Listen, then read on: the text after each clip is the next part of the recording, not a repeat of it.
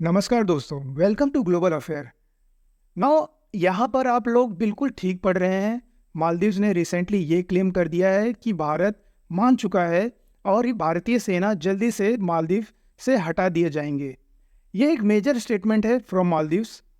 और यहाँ आप देख पाएंगे Maldives president Mohamed Muizzu claim India has agree to withdraw Indian troops from Maldives. यानी इंडिया मान चुका है अपनी आर्मी हटाने के लिए फ्रॉम मालदीव्स। जब से मालदीव्स में नए प्रेसिडेंट बने हैं मोहम्मद मिज़ू, इनका एक सिंगल एजेंडा है इंडियन मिलिट्री को मालदीव से निकालने का। बाकी और चीज़ों पे ये फोकस नहीं कर रहे हैं, जैसे कि इन्फ्लेशन और कोई कंट्रोल का कैसे कंट्रोल करेंगे, एक्सपोर्ट कैसे बढ़ाएंगे। बस इनका सिंगल एजेंडा है इंडिया की मिलिट्री को कैसे निकाला जाए बाहर। उसके अलावा इन्होंने रिसेंटली काफ़ी सारे स्टेप लिए हैं। इसमें एक क्लियरली ये पता चलता है कि ये एंटी इंडिया है और ये इंडिया के साथ रिलेशन ख़राब करना चाहते हैं। मालदीव जिस तरह आज से कुछ साल पहले एक लीडर आए थे अब्दुल्ला अमीन, जो उन्होंने भी सेम अटेम्प्ट किया था। ऑलमोस्ट सेम चीज़ आप देख रहे हैं प्रेसिडेंट मिजू भी कर रहे हैं, करने की कोशिश कर रहे हैं।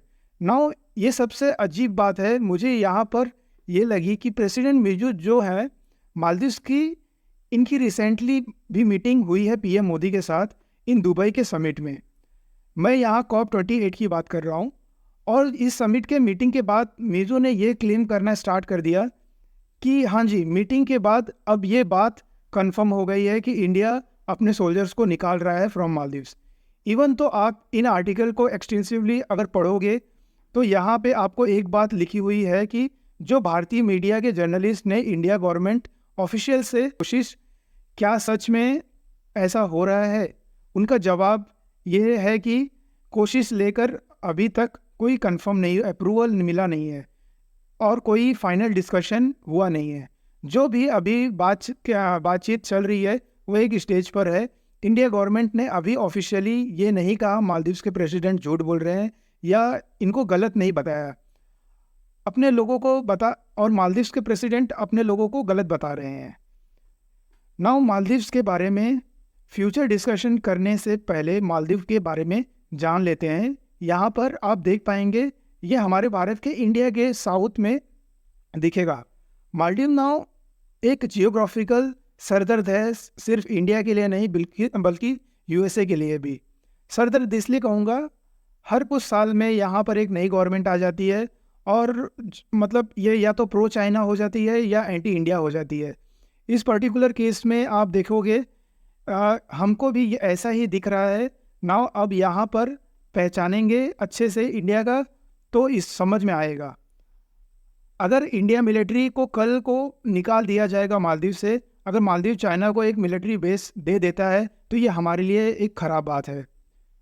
यूएसए के लिए ख़राब क्यों है? क्योंकि यूएसए का भी एक मालदीव्स के नज़दीकी मिलिट्री बेस है जिसका नेम है सैन डियागो गार्सिया। इस आइलैंड पर यूएसए का लिटरली अपने न्यूक्लियर वेपन रखता है। और आप समझ रहे हैं ये जो रिपोर्ट सामने आ रही है, ये मालदीव्स हेलमेट इंडिया मिलिट्री को लेकर मालदीव से एक मेजर सिक्योरिटी कंसर्न है। हमें इसको लाइटली बिल्कुल नहीं ले सकते।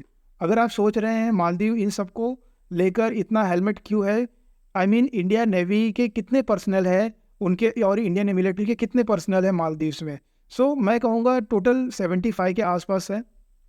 और जो जो जिस तरह आप ये क्लेम कर रहे हैं ऐसा कुछ भी नहीं है। और ज़्यादातर जो इंडियन यहाँ के स्थान पे रुके हैं ये मोटा मोटा मेंटेनेंस करने के लिए हैं, हेलीकॉप्टर एयरक्राफ्ट इनको मैनेज करने के लिए हैं।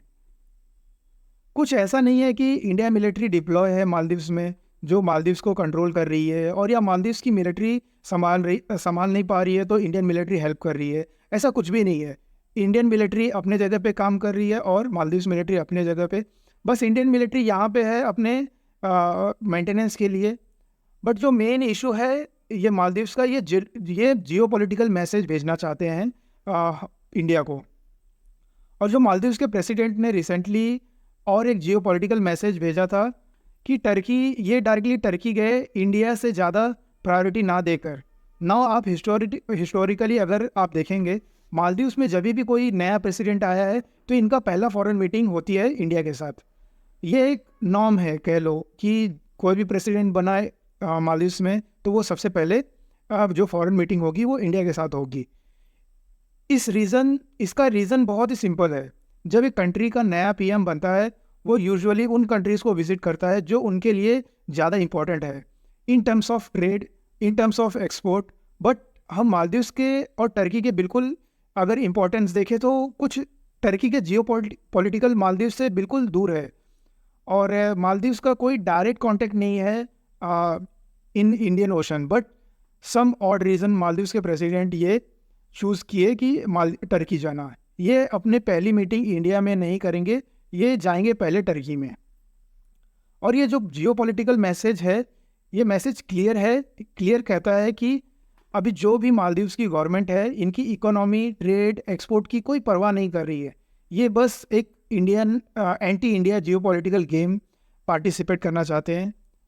अब यहाँ आप लोग में एक सवाल आएगा कि जो लंबे समय से इवेंट को फॉलो कर रहे हैं, जियोपॉलिटिक्स में काफ़ी इंटरेस्ट हैं, उनको एक सवाल आप ये कह सकते हैं कि 2018-2019 के पास इंडिया ने जो बिलियंस ऑफ डॉलर के एड अनाउंस किए थे मालदीव्स के लिए, इन सब का क्या होगा?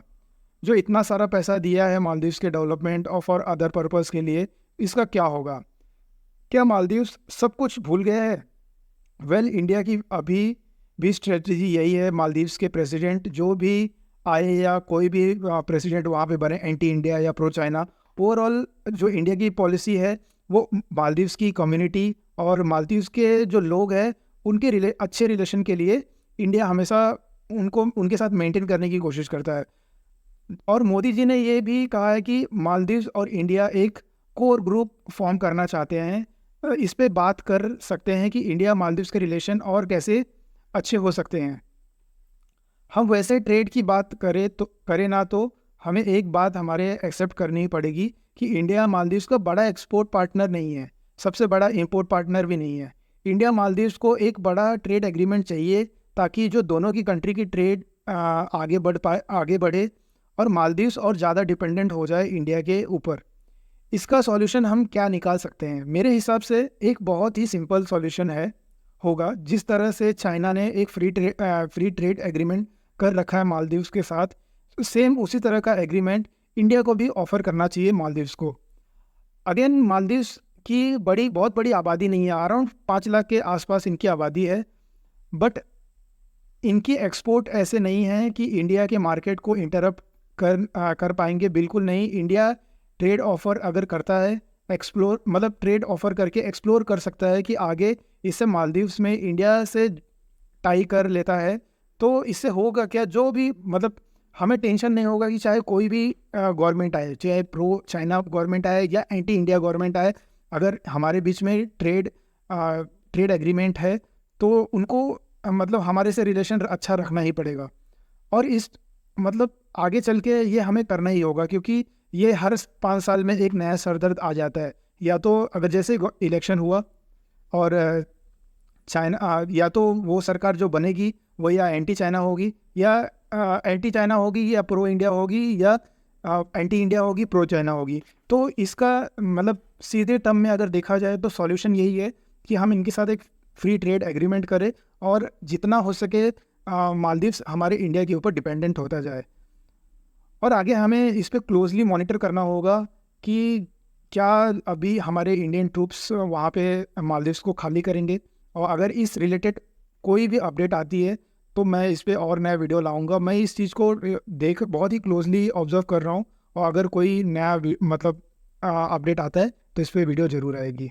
यहाँ पे हम करते हैं अपने वीडियो का अंत। थैंक यू, धन्यवाद, थैंक्स फॉर वॉचिंग।